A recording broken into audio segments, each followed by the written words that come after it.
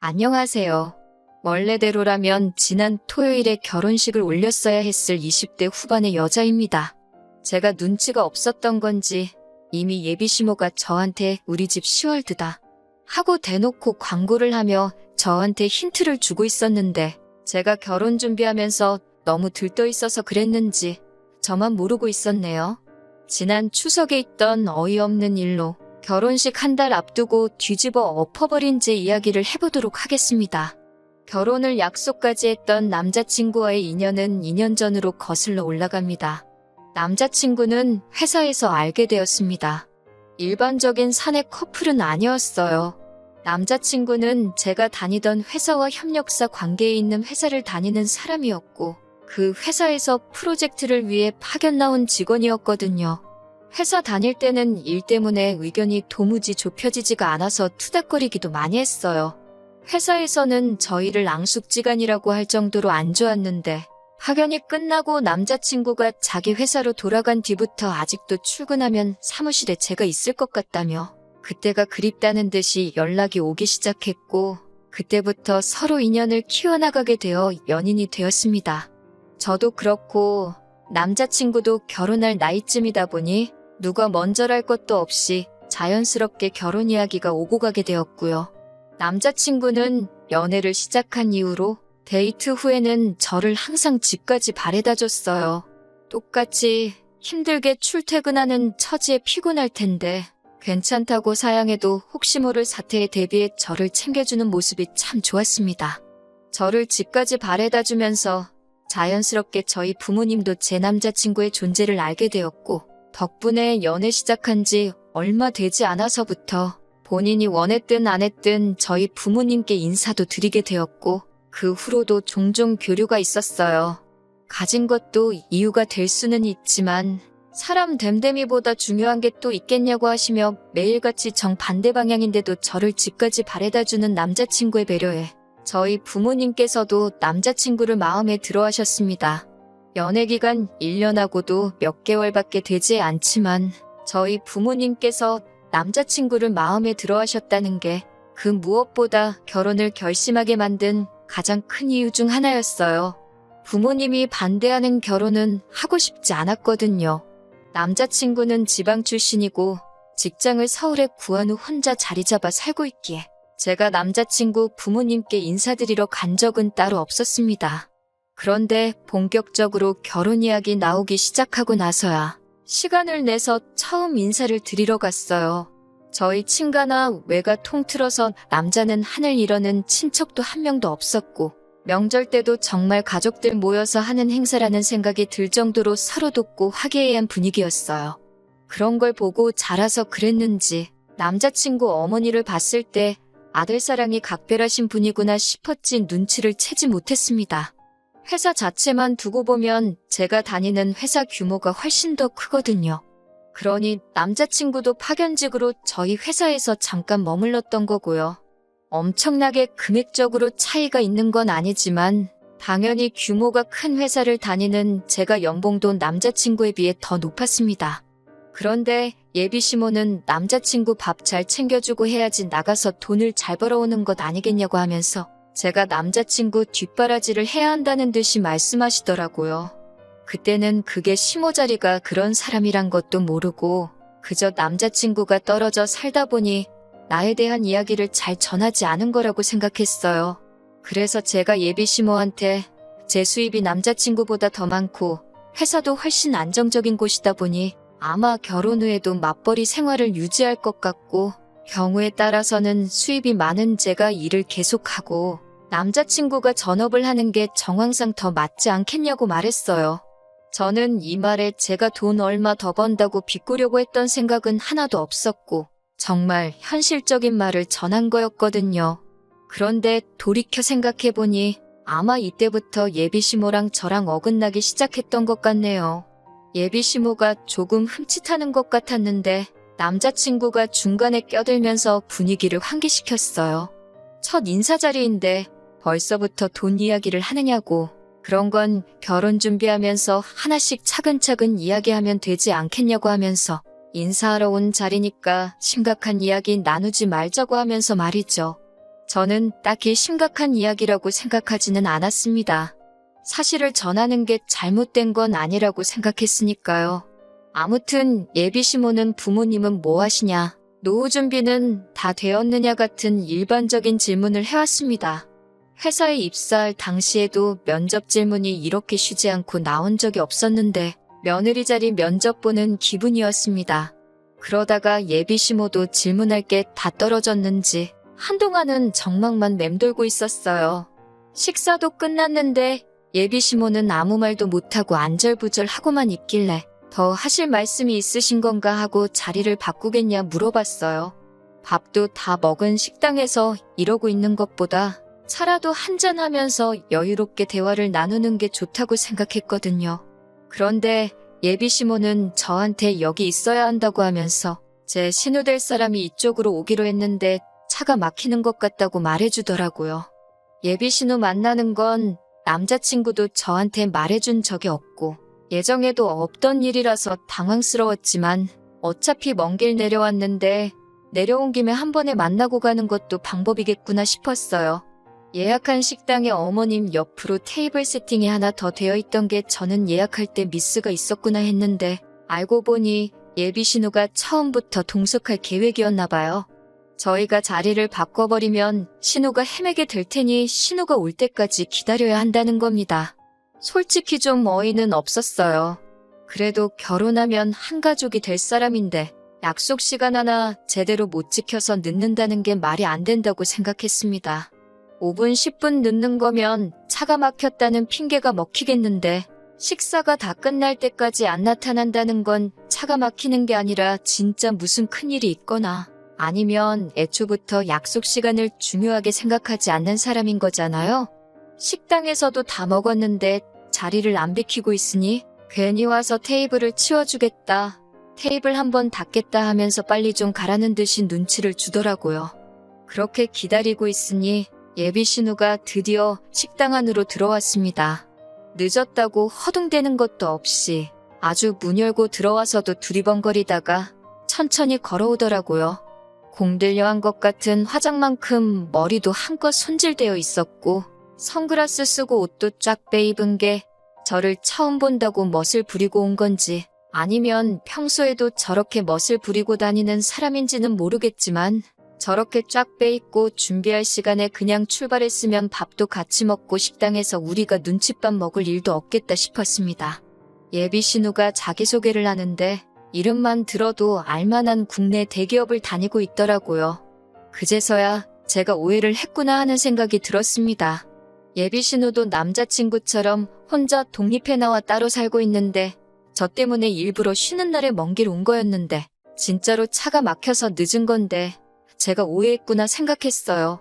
그래서 예비 신우한테 수원에서 여기까지 운전해서 오시느라 힘드셨겠다고 했어요.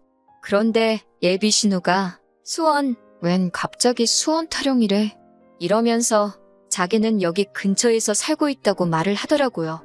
그러고는 앞뒤 다 잘라먹고 저한테 월급 관리는 어떻게 하고 있냐고 묻더라고요. 자기한테 재무설계 좀 받아보라고요. 보험하시는 분들이 나쁘다고 하는 말은 아니지만 자리가 결혼을 앞두고 처음 시어머니 될 분에게 인사드리러 온 자리였던 만큼 경우라는 게 있는데 조금 그렇더라고요. 약속에도 없던 예비 신우가 이 자리까지 굳이 참석한 이유가 저한테 궁금한 게 있던 것도 아니고 인사를 하러 온 것도 아니라 단지 저한테 재무설계를 해준답시고 생명보험 가입을 권유하러 나왔다는 게 믿기지가 않았습니다. 대기업 다닌다고 한 자기소개 또한 그 회사를 달리 다니고 있던 게 아니었네요. 제가 아무리 눈치가 없어도 예비 신우 행동은 누가 봐도 무례한 행동이었습니다. 가입할 생각도 없었고 더 이야기 들을 가치도 없다고 생각해서 그 자리에서 딱 예비 신우의 말을 잘랐어요. 저는 재무설계 받을 생각도 없고 당장 보험도 들고 싶은 게 없으니 그만 말하셔도 될 것 같다고, 그쪽 일을 하시는 것 같으니 나중에라도 제가 도움이 필요한 일이 생기면 그때 연락을 드리겠다 하고 딱 잘라버렸죠. 남자친구 차 타고 서울로 돌아가는 길에 남자친구도 누나가 오는 건 자기도 몰랐다고 잡아떼더라고요. 온다는 말에 설마 했는데 진짜로 거기까지 와서 저한테 보험을 팔려고 할 줄은 몰랐다고 슬쩍 신우의 행동을 비난하면서 사과를 하는데, 다른 사람도 아니고 자기 누나가 그 자리에 오는 걸 몰랐다고 하는 말이 조금 의아하긴 했습니다. 예비 시모가 그랬던 건 솔직히 아들 가진 부모님들, 특히 어머니가 아들사랑 끔찍하다는 건 알고 있으니까 그러려니 했고, 사실 그땐 예비 시모 행동에 악의가 담겨 있을 거라고는 상상도 못했거든요. 며느리 될 사람 처음 만나는 자리부터 잡들이를 하려고 나오는 사람이 세상에 어디 있겠어요? 아무튼 여차저차 그렇게 첫 만남이 끝나고 나서 시간은 흘러갔죠. 그리고 양가 상견례 날짜가 잡히게 되었어요. 장소는 남자친구 본가에서 예비 시부모가 수배해 놓는다 했습니다. 거리가 꽤나 되다 보니 사실 양가의 중간 어디쯤에서 만나는 방법도 있었지만, 거리가 거리이니만큼 남자친구가 자기 차로 모시겠다고 했고, 저희 부모님도 그럼 오랜만에 좋은 공기도 쐴겸해서 다녀와도 좋겠다고 하시기에 그렇게 하기로 했어요. 그런데 상견례 장소라고 도착을 하고 나니 저는 주차장에서부터 경악을 금치 않을 수가 없었습니다. 도착한 곳이 동네에 있는 곱창구이 집이었거든요. 설마 했어요. 주차장만 공유하고 건물 안에 따로 적당한 장소가 있는 줄만 알았습니다. 남자친구 따라 들어가니 곱창구이 집 안에 이미 시부모님이 자리 잡고 앉아서 저희를 기다리고 계시더군요. 조용하게 방이 따로 있는 것도 아니고 그냥 시끌벅적한 평범한 곱창구이 집이었습니다. 자리에 앉으니 예비 시모가 한다는 말이, 상견례도 결혼식도 따지고 보면 허례허식 아니겠냐고, 괜히 폼 잡는다고 맛도 없는 한정식집 같은 데서 만날 바에야 평소에 좋아하고 먹고 싶은 거 먹는 게 최고 아니겠냐면서 이 집이 그래도 동네에서 소문난 맛집이라고 설명을 해주더라고요. 저희 부모님도 당황하신 듯해 보였지만 듣고 보니 그 말도 맞다면서 그냥 웃어 넘겨주셨어요. 저는 그 와중에도 혹시 신우가 와서 영업 같은 거 하지 않을까 테이블 위 세팅부터 살펴봤습니다. 인원수대로 준비되어 있는 게 정말 다행스럽게도 신우는 안 오는 것처럼 보였어요. 양가 어른들이 처음 만나는 의미 있는 자리를 가지고 그걸 허례허식이라고 말하는 것도 어이가 없었어요. 더더욱이 남자친구는 상견례 장소가 다른 곳이 아니라 곱창구이 집인 걸 이미 알고 있었으니 저한테 귀뜸조차 해주지 않았다는 사실이 실망스러웠습니다. 이런 데서 상견례를 할 거였으면 차라리 제가 시가하고 저희 집 중간쯤 위치되는 곳에 분위기 좋고 조용한 곳으로 예약이라도 했었을 텐데 말이에요. 저희 부모님이 괜찮다고 웃어넘기지만 않으셨으면 자리 박차고 일어났을 겁니다. 그나마 다행인 건 그래도 자리의 중요성을 알고는 계시는지 중요한 대화가 끝날 때까지 따로 식사는 시작 안 하시고 상견례다운 이야기를 주고받았다는 거예요. 결혼식은 애들 직장이 서울이니 서울에서 올리는 게 좋겠다던가부터 시가 쪽에서 오기 편하라고 대절버스를 보내겠다는 이야기, 애들 반반 결혼하기로 했으니 예단 예물은 생략하고 대신에 서울에서 결혼식 올리는 만큼 저희 쪽에서 결혼식 비용을 하겠다, 이런 이야기가 오고 갔고, 예비 시모도 어떻게 결혼식 비용을 한쪽에서만 대느냐 하면서 꾸민비로 어느 정도는 저한테 돌려주겠다 하는 정상적인 이야기가 오고 갔습니다. 식사가 끝나갈 때쯤에 남자친구가 슬쩍 누나는 오늘 안 오느냐고 눈치도 없이 물어보더라고요.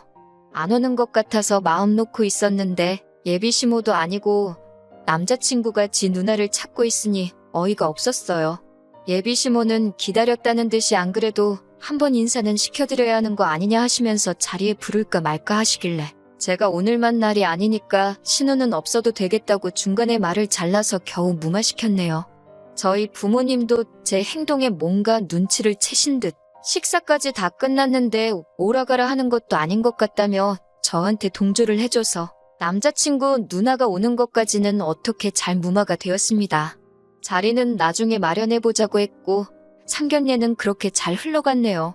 서울에 다시 도착해서 그날 저녁에 남자친구한테 제가 자기 누나랑 잘 지내면 좋겠다는 듯이 이야기하더라고요. 시자 들어간다고 벌써부터 그렇게 싫어하는 티를 낼 필요가 있느냐며 뭐라고 하는데, 너네 누나가 첫 만남에 나한테 보험가 있거니만 안 했어도 나도 그렇게 행동하지 않았을 거다 말하니 저보고 너무 그 사람이 하는 일을 가지고 사람 됨됨이를 평가하는 건 나쁜 버릇이라고 저를 가르치려고 하더라고요. 누나가 뭐 등쳐먹으려고 하는 게 아니라 정말 도움이 되는 거니까 도와주려고 하는 일을 가지고 너무 나쁘게만 본다나요? 이제 한 가족인데 자기 얼굴 봐서라도 한두 개쯤 가입하는 거 어려운 일 아니지 않느냐고 하는 거예요. 한두 개쯤 들어줄 수 있지요. 그런데 제가 어머님 처음 만나는 자리라든지 양가 어른들 처음 만나는 자리에서 영업하게 두는 게 맞는 행동이냐고 따지니 더 말은 못하더라고요. 나중에 따로 자리를 만들자고 했으니 그때 이야기하는 게 좋겠고, 솔직히 가족이 된다는 이유로 필요도 없는 거 가입하라고 강요하는 거 저는 원치 않는다고 다시 강조를 했더니 기분이 나쁘다는 듯이 툴툴대면서 누나 이야기는 이제 그만하자고 알아서 대화를 잘라주더라고요. 상견례 이후로 별다른 일도 없었고 결혼 준비도 다 마무리가 되었습니다. 그리고 정말 결혼식만 앞두고 있었어요. 그런데 얼마 전 추석에 기어이 일이 벌어지고 말았습니다. 예비시댁의 연휴 중에 한 번은 찾아가야 되나 말아야 되나 고민이 되었습니다. 마음 한편에서는 왠지 과일 바구니라도 하나 들고 시댁을 찾아뵈야 하는가 하는 의무감이 들기는 했는데, 솔직히 같은 서울에라도 있다면 생각이라도 해봤겠지만 차로 몇 시간을 가야 하는데 엄두도 나질 않았어요.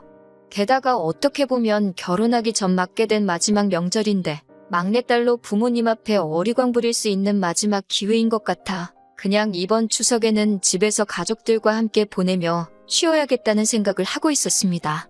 그런데 명절 연휴 시작하자마자 남자친구가 저희 집 앞이라고 연락이 왔습니다. 속으로 엄청 뜨끔했죠.